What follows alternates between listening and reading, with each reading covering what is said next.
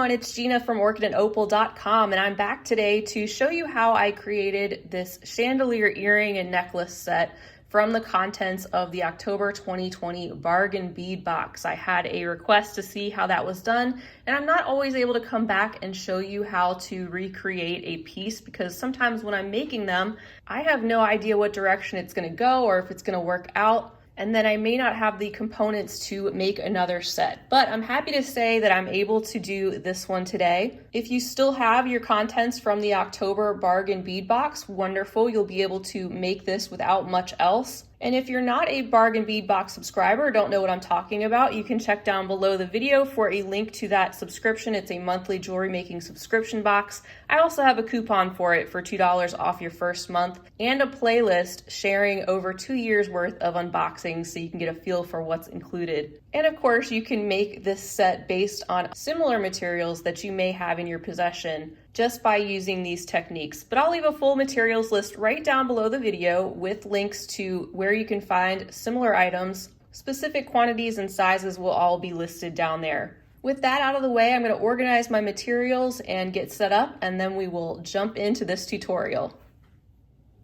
All right, so we're going to start out by making the earrings because a lot of what you do with the earrings is going to carry over to actually making the pendant on the necklace. So I have one already completed, as you can see, and I've gotten myself organized and everything laid out. The 3 sets of beads are in order by how they're going to go on the earring. And I also have my eye pins, my jump rings back here, and my chandelier earring finding, of course, my tools. So we're going to get started by taking one of our eye pins and we're going to add on one of our decorative spacers and a round spacer. So once you have these beads on your eye pin, you can take your round nose pliers and pinch right over top of that 4mm spacer bead.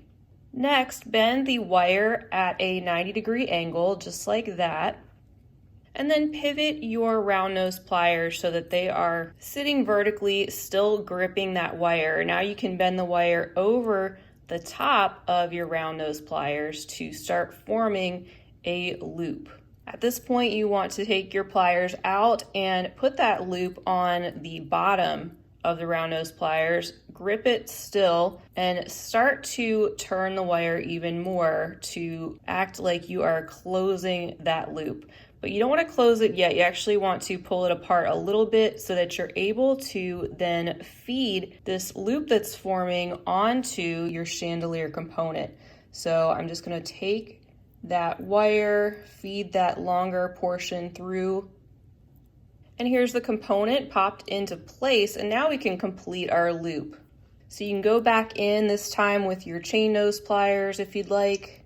I like to use the round nose to grip the loop that we just made and hold that in place while I take the chain nose and then complete a couple of wraps around the top of that spacer. And with the size or the length of these eye pins, it actually works out perfectly. I don't have any excess that I have to trim off.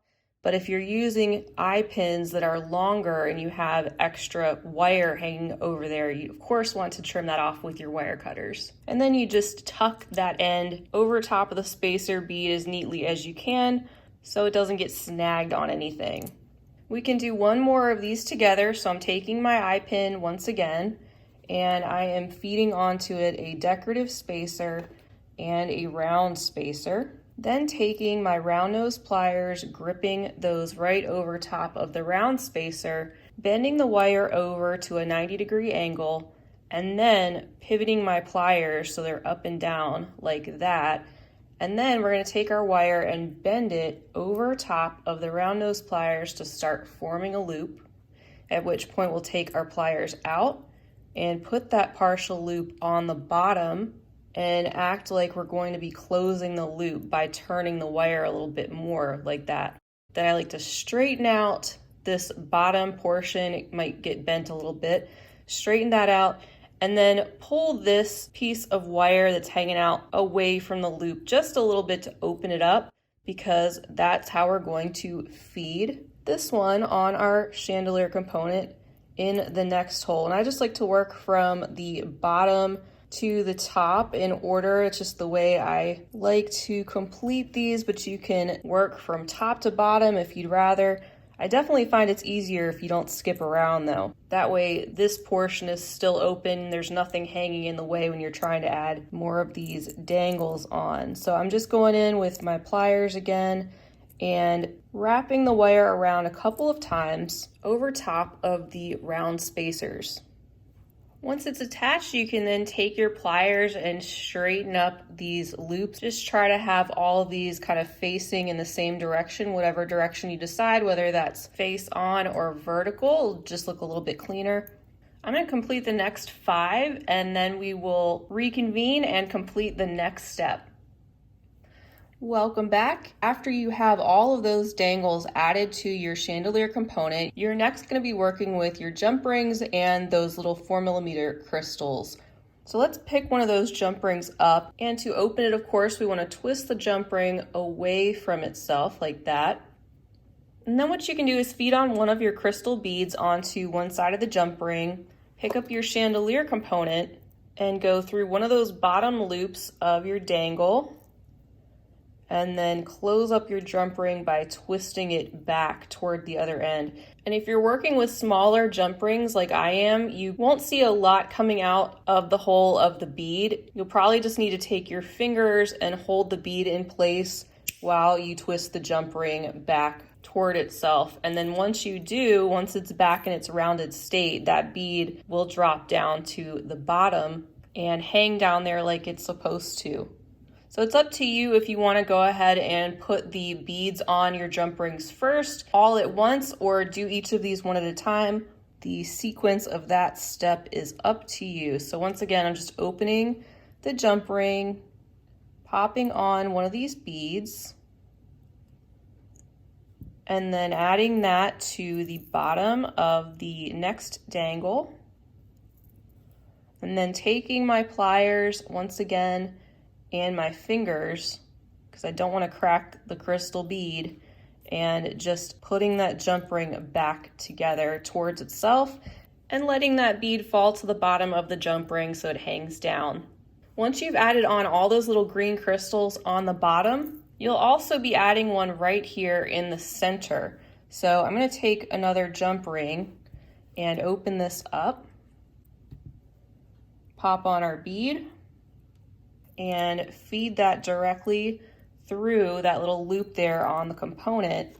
Take my other pair of pliers. This jump ring's a tiny bit bigger, so it's easier to reach the other side and I can get to it with my pliers. And there we have it. And then all there is left is to attach your ear wire to the top.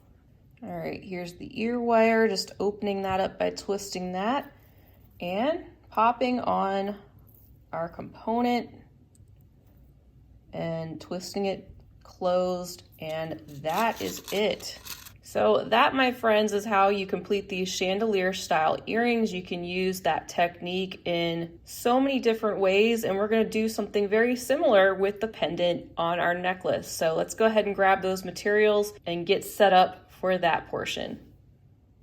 Welcome back, everyone. I have the materials all set up that we need to make the necklace and kind of laid out according to where everything is going to go. And to complete the pendant, which I like to do first before doing anything else with the necklace, we're going to do pretty much the exact same thing we did on the earrings. So I don't even need to show you how to do that. With the bottom 11 round areas, you're going to be putting on the exact same sequence and types of dangles on each of those 11 rings. So go ahead and do that, and we will meet back to add on the bead that's going to be hanging in the center of this pendant, and we will also assemble the rest of our necklace.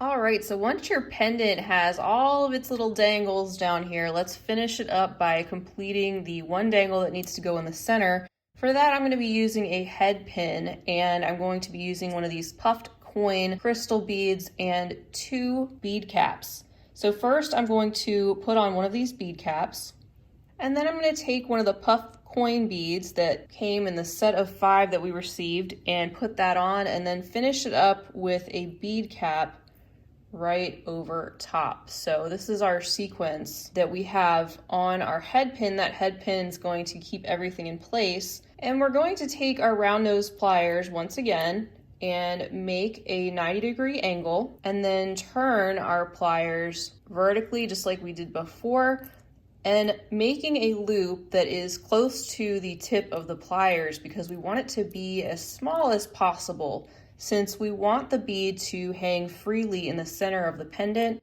and not be too low or too long to where it's going to drag on the bottom of it. So make a small loop there right at the tip, pivot onto the bottom of your pliers and start to turn again just like you did before, and then straighten that out a little bit and pull this away from itself so that you can slip this onto that loop inside the pendant.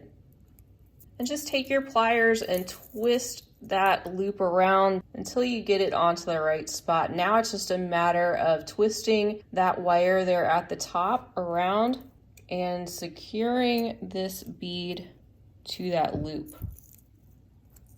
And there's how it looks once that bead is in place. Mine is just reaching the bottom of that opening, but it's just enough to where it can still swing and it's not getting stuck at the back of the pendant or something.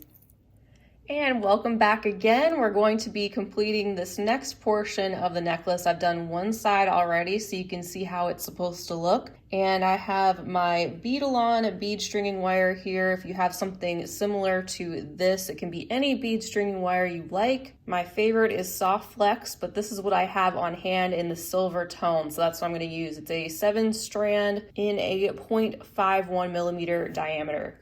So you want to trim off about 6 inches of your bead stringing wire. And then the first step is to string on one of your crimp tubes and then one side of a wire guard.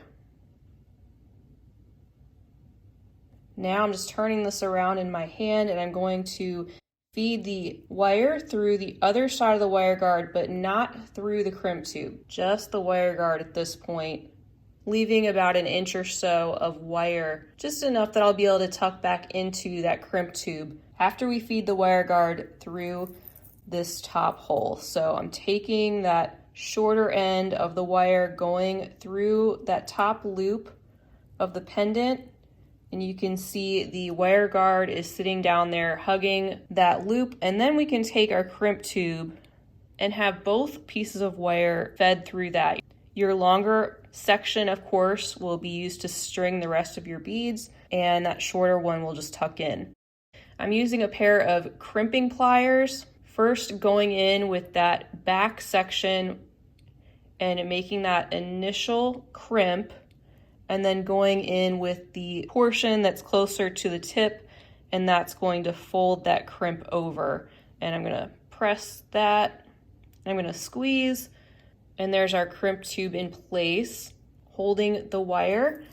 And now I'm going to string on these beads in the sequence that I have them laid out. I'm going to cut this so that that is straight and easier to string. So first, a 4mm round, and I have also added a puffed coin, and these can actually go onto both bits of wire, even that shorter section. That's going to tuck that in and hide it. Now we want to pick up the more decorative spacer, another puffed coin, a round spacer, the 3 crystals,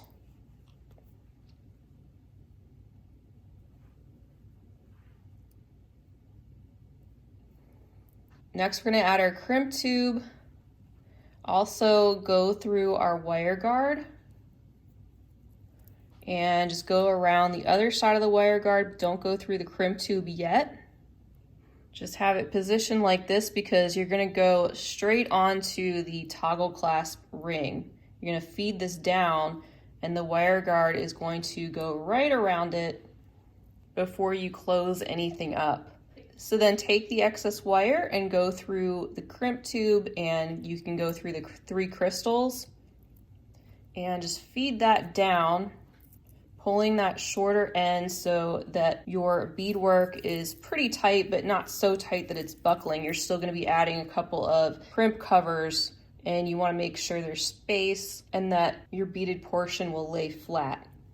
So I'm going to come back in here with my crimping pliers, and I have the crimp tube sitting in that back section. I'm going to make my first crimp back there and then move it up in the pliers and crimp up there so it's curling around itself, and squeeze so that's nice and tight. Then we'll cut off our excess wire, and now we can pop on our crimp covers over top of those tubes.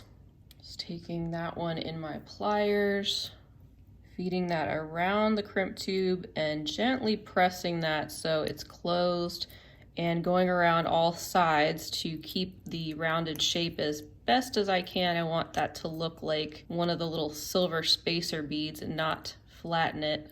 So there's that one in place, hiding our crimp tube, and we have one more to go. Popping in that crimp tube and gently squeezing this crimp cover down from different angles to, again, help it retain its shape. Now we're at the very last step of this necklace, and what we're gonna do is attach our chain. I had two 9-inch segments of chain. I also have a little segment of extender chain. If you want to use that, that's totally up to you. I'm using the same chain. I just cut off a couple inches of it, attached a jump ring and another crystal accent bead to the back of that. So you can make this necklace as long as you want. I'm aiming for around the 24-inch length as an estimate so that it will hang down lower. And as you can see, I already completed this side. So I have added my 9-inch segment with a jump ring to the loop that's on the other side of that toggle ring, and also a jump ring and my lobster clasp over on this side. So let's complete the other side. I'm going to take my jump ring and my 2 pliers and twist that open away from itself. I'm going to pop on one side of the chain and go through the toggle ring, through that loop, twist it back to close it, just like that. And then on the other side of the chain, we need to add another jump ring and pop that onto the chain. And then I'm also going to add my piece of extender chain onto that as well and twist it closed. All right guys, so that is it for the chandelier earring and necklace tutorial based on the components found in the October 2020 bargain bead box. Of course, you can apply these techniques to anything else you like. I hope seeing this done was helpful for you guys. And if you enjoyed seeing these pieces come together, I'd really appreciate a big thumbs up. And while you're there, hit that subscribe button because I'd love to have you back for future videos. Once again, the full materials list will be listed down below the video, and you can also find the links to all of my social media handles. You can follow along with me on those sites as well, and check out my website and blog at orchidandopal.com. Feel free to leave me a comment down below. I always love to hear from you, and I will be back again real soon. In the meantime, I hope you guys are staying creative and healthy, and I hope you have a fabulous rest of your day. Finally, as always, happy beading.